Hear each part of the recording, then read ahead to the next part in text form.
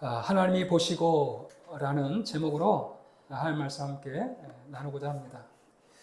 여러분, 요즘 길거리에 이렇게 보면 가장 많이 있는 게 CCTV, 보안 카메라, 여러분 아시죠?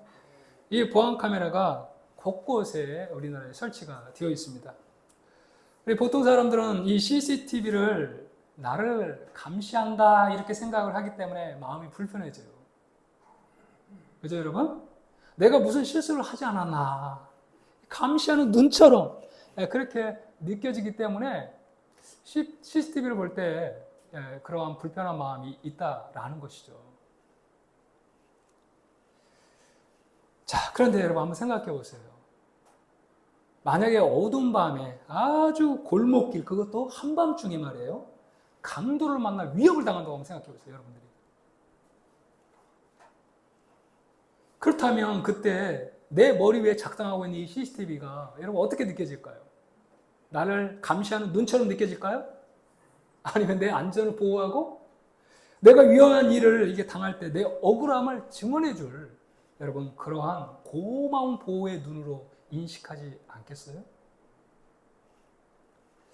여러분, 하나님 우리를 보고 계시다라는 이것도 마찬가지예요. 하나님이 우리를 보고 계시다, 이것도 마찬가지라는 사실이에요. 여러분, 죄를 짓는 사람에게는 두려움의 메시지이겠지만 억울하게 고난받고 땀 흘리는 성도에게 하나님의 이 보고 계시다, 이 보심은 완벽한 보호와 역전의 은혜가 되는 줄로 믿습니다. 오늘 본문은 바로 나를 보고 계시는 하나님, 나를 보고 계시는 그 하나님을 말씀하고 있는 그러한 말씀이에요. 오늘 본문은 야곱이 마치 자신을 죄인 취급하면서 그렇게 쫓아온 그 라반을 책망하는 말씀입니다. 여러분, 야곱은 자신이 무슨 죄가 있는지 판단하라고 말씀하고 있어요. 내가 무슨 허물이 있냐? 나에게 무슨 죄가 있느냐? 우리 형제들끼리 한번 살펴보고 판단을 하라. 이렇게 지금 이야기하는 거예요.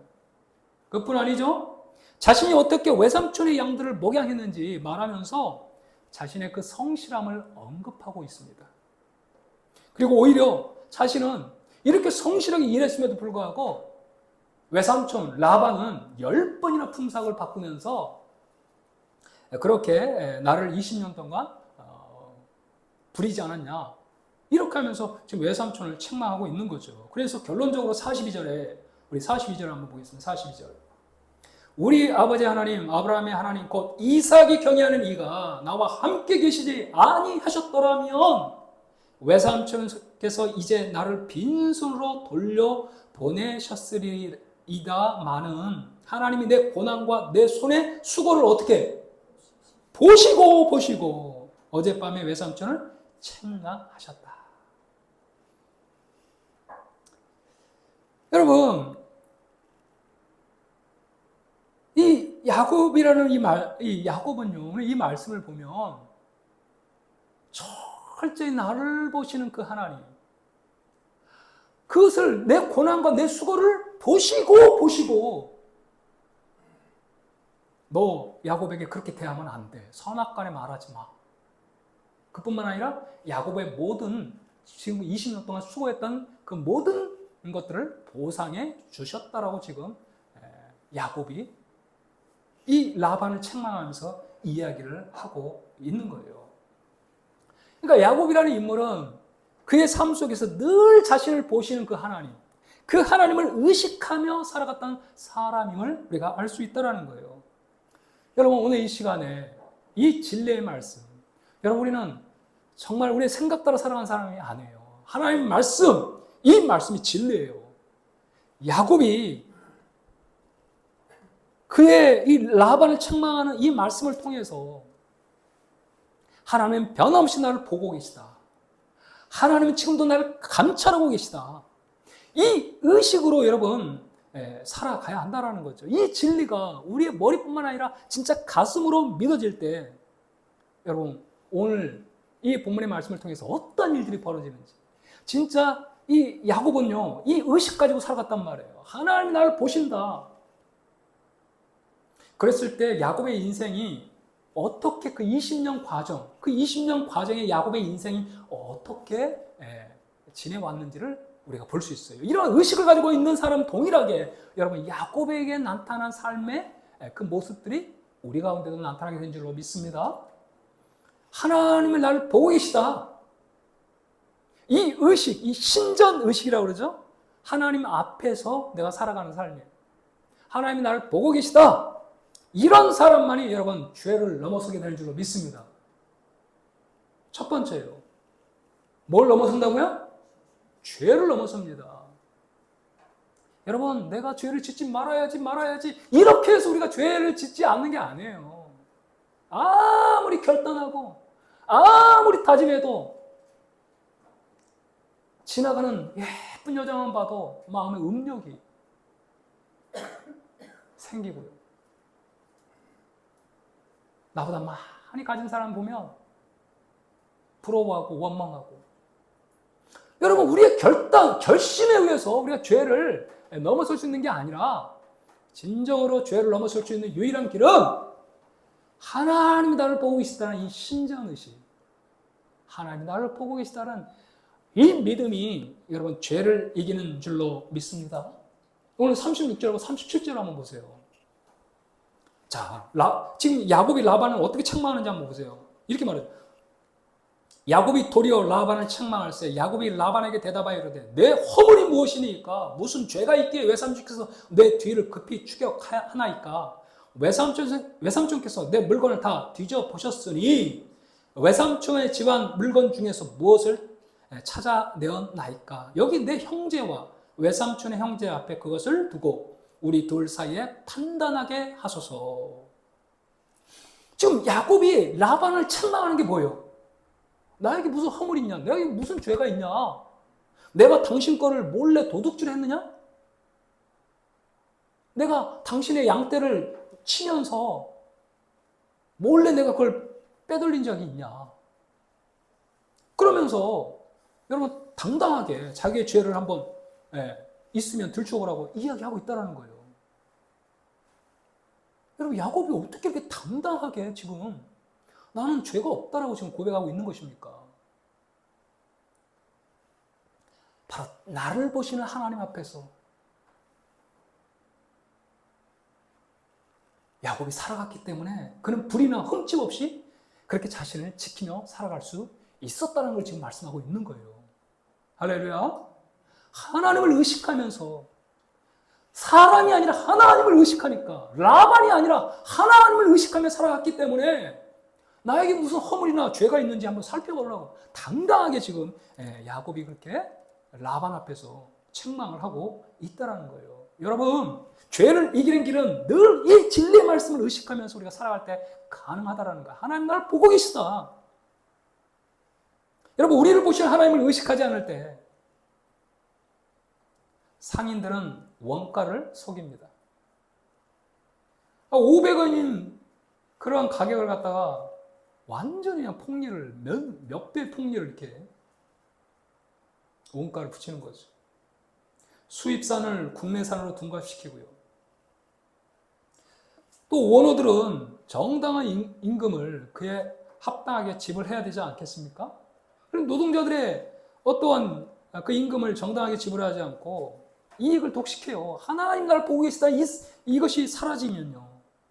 그뿐만 아니라 어떻게 하면 세금을 적게 낼까? 세금을 포탈하기 시작하고요.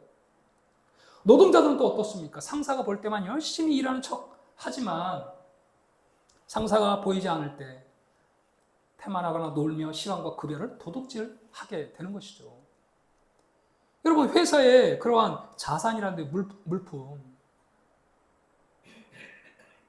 자기 것으로 알고 여러분 함부로 쓰지 않고 아껴야 되지 않겠어요? 그런데 이런 어떤 의식이 없으면 마음대로 그냥 함부로 쓰게 되는 거죠. 막 버카도 그냥 막 긁어버리고 그죠. 경쟁에서 이기기 위해 동료를 깎아내리고 음해를 하기도 하고요. 가정에서는 어떻습니까? 배우자를 속이고 불륜을 저지르기도 하고 부모로서 양육을 책임을 다하지 않고 오직 자신의 편안함만을 쫓는 이런 삶을 살 수밖에 없다는 거예요. 여러분, 학생들은 어떻습니까? 정당한 노력 없이 더 높은 점수를 받기 위해서 컨닝을 일삼게 되고요. 공부한다는 핑계로 거짓말하고 부모의 물질과 신뢰를 낭비하게 된다는 거예요. 여러분 정치인들은 어떻습니까? 권력을 이용해 뇌물을 이렇게 받아 챙기고 국민을 섬기기보다 사리 사욕과 당리당략을 챙길 수밖에 없게 된다는 거예요. 그러나 하나님 나를 보고 계신다는 이 신전의식을 가질 때 오늘 야곱처럼 여러분 요셉처럼 죄를 이길 수 있는 은혜가 있는 줄로 믿습니다. 여러분 요셉은 보디발의 종으로 팔렸잖아요. 애굽의 그 장군 보디발 가정으로 종으로 팔렸어요. 근데 이 요셉이 너무너무 잘생기고 일을 잘하니까 이 보디발의 아내가 요셉을 유혹하는 거예요. 웬만한 남자들은 다 넘어갔을까? 얼마나 보디발의 아내가 여러분 화려하게 예뻤겠습니까? 그러한 여인이 유혹을 하면 그 젊은 피가 끓는 이 젊은이가 여러분 어떻게 그것을 극복할 수 있겠냔 말이에요. 근데 요셉은 바로 이 하나님이 나를 보고 계시다는 이 진리를 늘 붙잡고 하나님 앞에서 살아갔기 때문에 이렇게 고백하고 있는 거예요. 여인에게, 보디발의 아내에게. 우리 같이 한번 읽겠습니다. 시작. 나보다 더 큰 이가 없으며 주인이 아무것도 내게 금하지 아니하였어도 금한 것은 당신뿐이니 당신은 그의 아내임이라. 그런지 내가 어찌 이 큰 악을 행하여 하나님께 죄를 지으리까? 누구에게 죄를 지으리까? 보디발에게 죄를 지으리까가 아니에요. 누구에게요? 하나님께. 그러니까 요셉은 늘 하나님을 의식하며 살아간 거예요. 보디발이 아니에요. 주인을 물론 의식했겠죠. 그러나 더 요셉이 의식하며 살아갔던 분은 하나님이세요. 그래서 내가 이러한 그 유혹에 넘어가 보디발에게 죄를 짓는 게 아니라 하나님께 죄를 지을 수 있으니까 이렇게 지금 이야기를 하고 있는 거예요. 여러분 죄를 이기려면 내 힘으로 불가능합니다. 내 결단, 내 어떤 노력 그건 불가능해요. 오직 나를 보시는 하나님, 그 하나님을 바라볼 때만 여러분 죄를 이길 수 있게 되는 줄 믿습니다. 그래서 여러분 우리는 항상 하나님이 나를 보고 계시다. 여러분 야곱이 그렇게 고백했던 것처럼 나의 눈물과 나의 땀을 보고 계시는 그 하나님이 오늘 나에게 모든 걸 갚아주셨다. 여러분 하나님 지금도 우리를 보고 계시는 줄 믿습니다. 여러분 두 번째로 하나님이 보고 계신다는 그 진리를 진짜 믿고 하나님 앞에서 우리가 살아갈 때 억울함 속에서도 부당한 그런 속에서도 묵묵히 성실하게 생활하게 된다는 거예요. 묵묵히 성실하게 생활하게 됩니다. 여러분 38절부터 우리 40절에 보면 야곱의 직장 생활이 어떠했는지 우리 볼 수 있어요. 야곱의 직장 생활. 라반의 양떼를 치는 이 야곱이 어떻게 이러한 부당한 가운데서도 이 라반의 양떼를 쳤는지를 우리가 보면서 진짜 하나님을 의식하며 하나님이 나를 보고 계신다는 걸 정말 그 실제를 믿고 그 말씀을 부여잡고 살아가는, 그래서 하나님을 의식하며 살아가는 사람들은 억울함 속에서도 묵묵히 성실하게 생활하게 된다는 사실이에요. 여러분 38절 한번 보면 이렇게 말하고 있잖아요. 내가 38절에 보니까 내가 이 20년을 외삼촌과 함께 하였거니와 외삼촌의 암양들이나 암염소들이 낙태하지 아니하였다. 그죠? 낙태하지 아니하였다. 그러니까 이 말은 암양과 암염소들이 새끼를 쑥쑥 잘 낳았다는 거죠. 그죠? 그러니까 얼마나 세심하게 보살폈는지를 우리 알 수 있다는 거예요. 건성건성 대충대충. 여러분 이렇게 하지 않았다는 거예요. 하나도 낙태하지 않았다는 것은 성실하게 그것을 잘 관찰하면서 이럴 때 이렇게 해야 되고, 예? 한 마리도 낙태하지 않았다고요. 얼마나 세심하게 돌보았는지를 알 수 있겠죠. 자, 그리고요 또 양떼의 순양을 내가 먹지 아니하였다. 얼마든지 여러분 한 마리 정도 먹을 수 있잖아요. 그러나 함부로 주인의 그 물건들을 건드리지 않았어요. 얼마나 정직했는지를 우리가 알 수 있다는 거죠. 그죠 여러분? 그리고요 39절도 한번 보세요. 물려 찢긴 것은 내가 외삼촌에게로 가져가지 아니하고, 물려 찢긴 것은 내가 외삼촌을 가져가지 아니하고 당시 함무라비 법전이라든지 우리 출애굽기 22장 13절 한번 보여주세요. 같이 한번 읽어볼까요? 시작. 찢겼으면 그것을 가져다가 증거로 삼을 것이 그 찢긴 것에 대하여 배상하지 않아도 됐어요.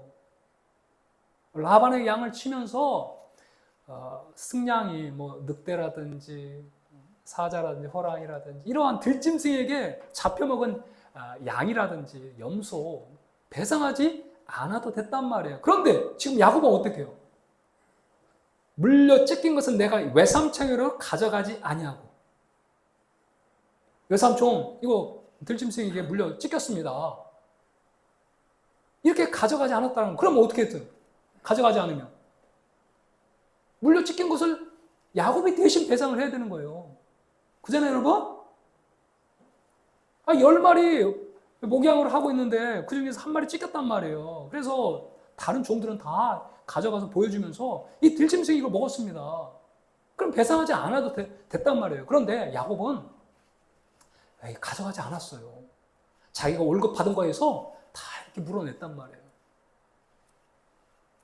자, 그리고 낮에 도둑을 맞았든지 밤에 도둑을 맞았든지 외삼촌이 그것을 내 손에서 찾았으므로 내가 스스로 그것을 보충하였다. 여러분, 이게 불가항력적 일 아닙니까? 낮에 도둑이 들고 밤에 도둑 드는 거 여러분 어떻게 막을 수 있냔 말이에요. 그런데 야곱은요, 그렇게 도둑 맞아가지고 없어진 그런 가축 수만큼 자신이 다 메꿨다라는 거예요. 왜 그러냐면 외삼촌이 다 찾았기 때문에.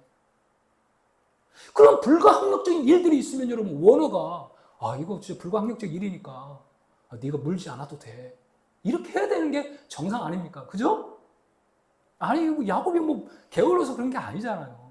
갑자기 막 지진이 일어났다든지, 천재지변이 일어났다든지, 이렇게 낮에 밤에 막 도둑이 들었다든지, 이러면 어때요? 원어 입장에서. 네 잘못 아니다. 배상하지 않아도 돼. 이렇게 해야 되는데, 오히려 라반은 더 찾았다라는 거예요. 야, 이거 어디 갔어? 그러니까 이 라반이라는 인물이 얼마나 악덕 기업주인지를 우리가 알 수 있는 것이죠. 자, 그런 상황에서도 여러분 40절 보면 야곱이 어떻게 그 양을 쳤습니까? 40절 한번 같이 한번 읽어볼까요? 시작. 내가 이와 같이 낮에는 더위와 밤에는 추위를 무릅쓰고 눈붙일 겨를도 없지는 내가 이와 같이 낮에는 더위와 밤에는 추위를 무릅쓰고 눈붙일 겨를도 없이 그렇게 20년 동안 라반의 양을 쳤다라는 거예요.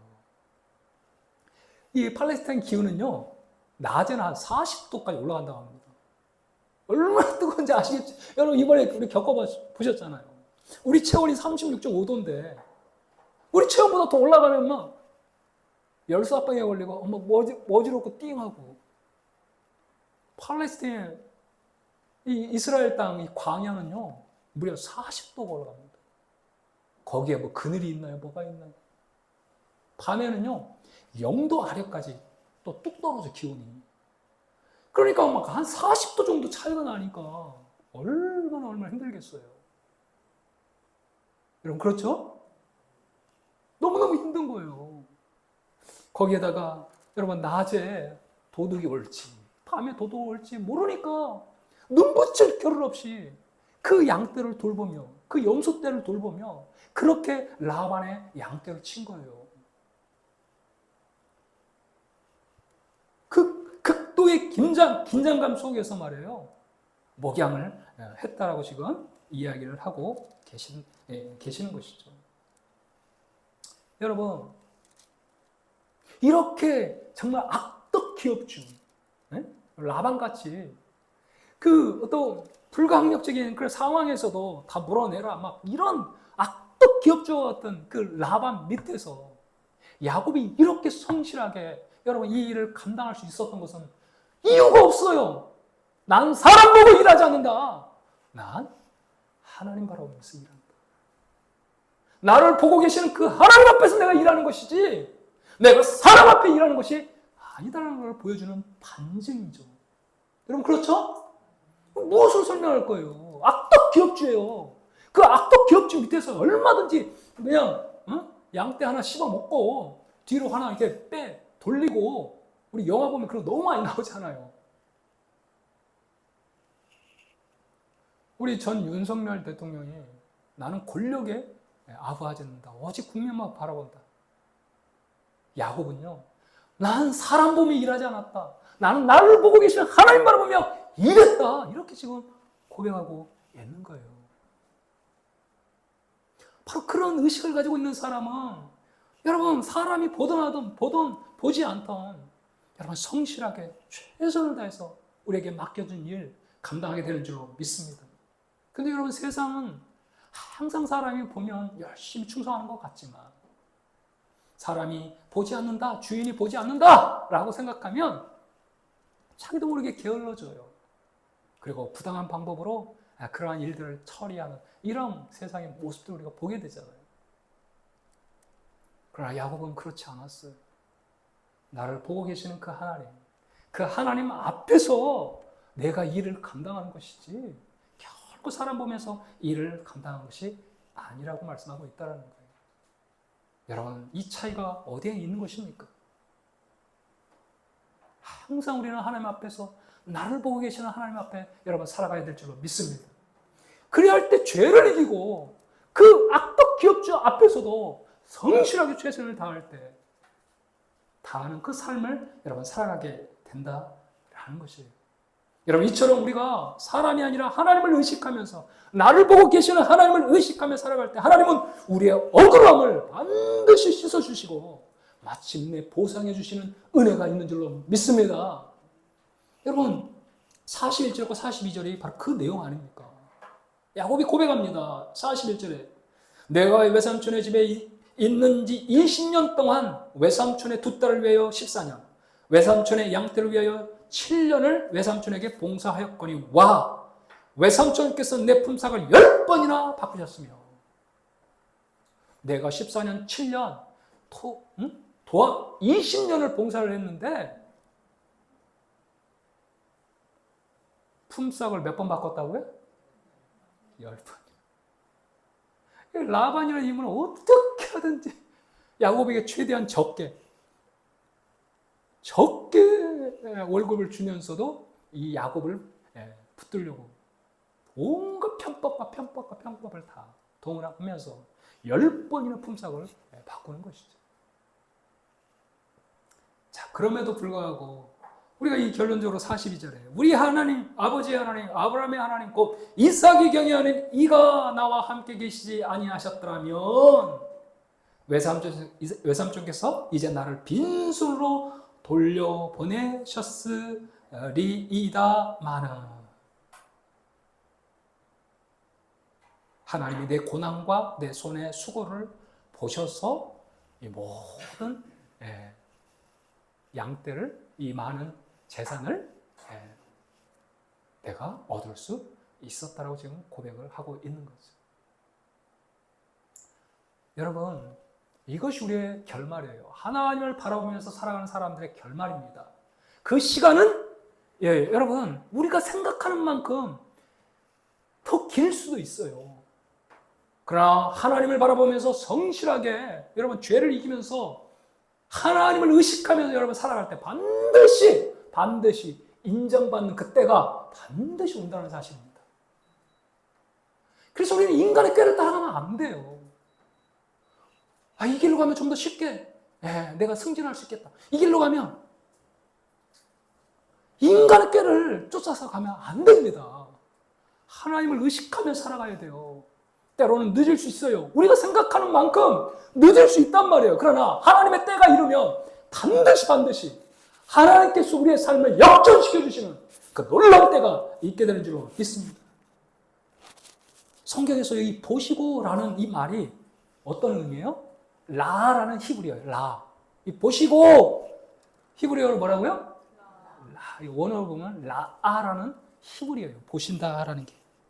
그런데 이 보다라는 이 라라는 원어가 어떤 의미냐면 단지 시각적인 관찰이 아니에요. 그냥 보는 거, 이 관찰, 이걸 관찰이라 룩.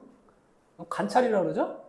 하나님 보시는 건요, 반드시 거기에는 이러한 그 사정을 깊이 관여하여 파악하고 그에 맞는 필요한 조치를 취하기 위해 주시한다, 보는 것을 의미하는 거예요. 이 라라는 의미예요.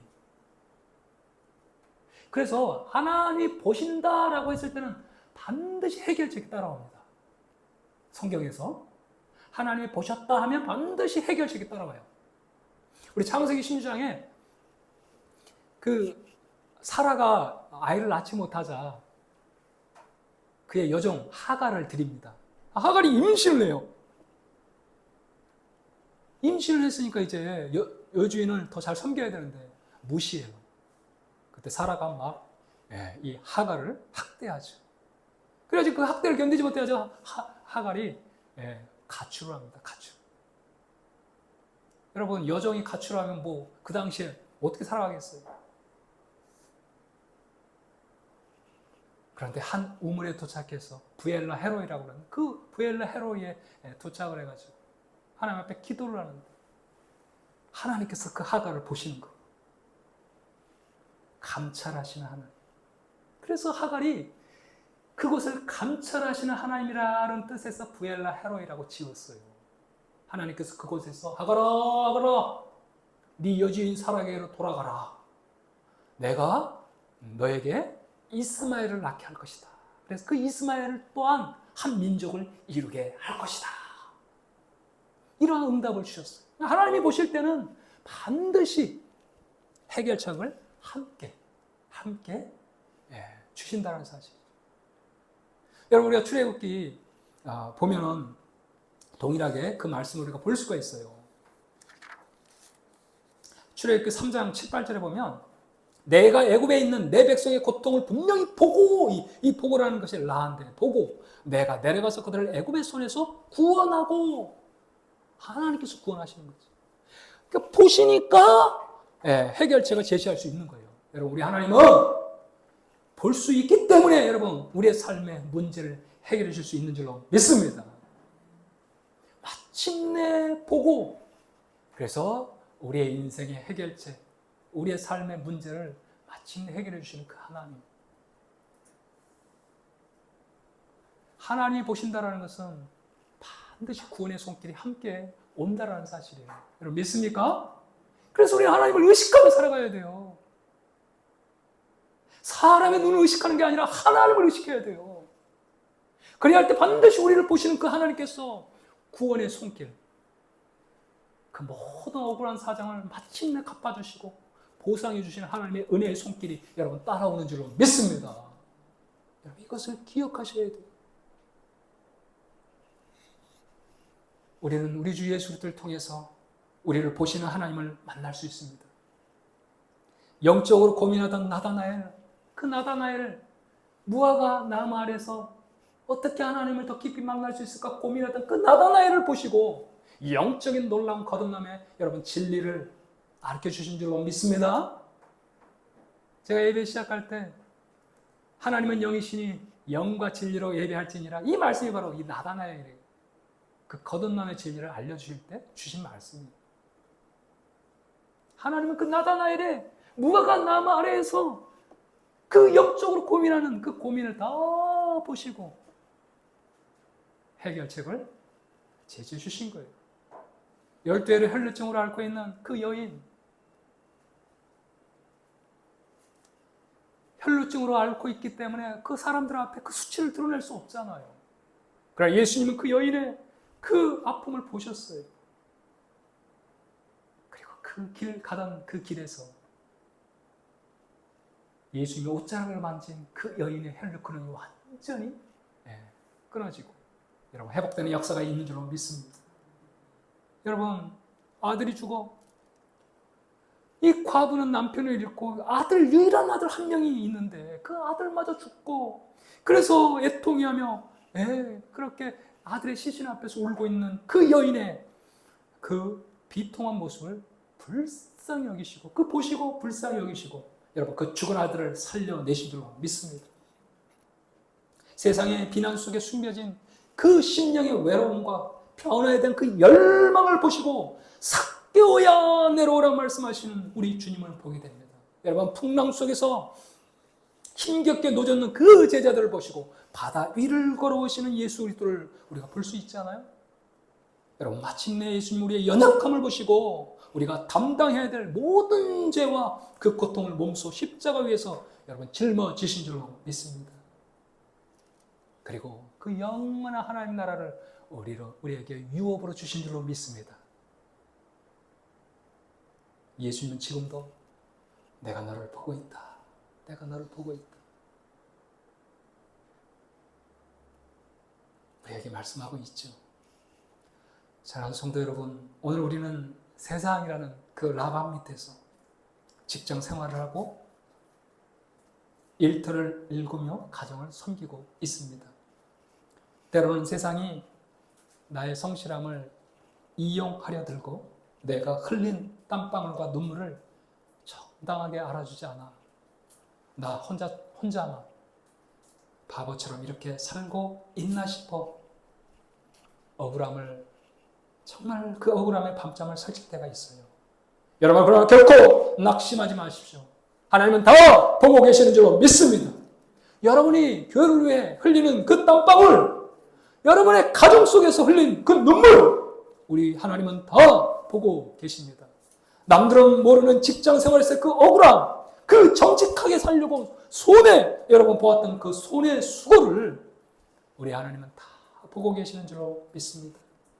하나님은 다 보고 계시기에 하나님의 자녀는 결코 빈손으로 망하지 않아요. 여러분, 아멘입니까? 하나님은 다 보고 계시기 때문에 하나님의 자녀는 결코 빈손으로 망하지 않습니다.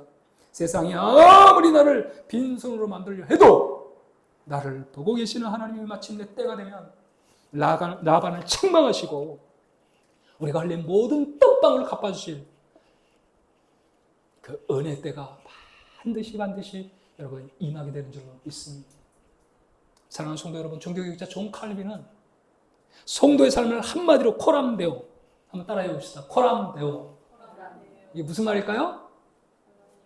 하나님 앞에서, 하나님 면전에서, 하나님 앞에서 살아가는 삶이다. 이렇게 종교개혁자 존 칼빈은 이야기를 했어요. 우리 성도의 삶은 하나님 앞에서 살아가는 삶이다. 라반을 바라보기에 앞서서 누구를 바라보며 살아가는 사람이에요? 하나님을. 하나님이 늘 나를 보고 계시다는 이 코람데의 신앙으로 죄악된 세상 속에서 정직과 순종의 삶을 걸어가는 저 여러분이 되길 주 이름으로 축복합니다. 아멘. 우리 오늘 이 시간에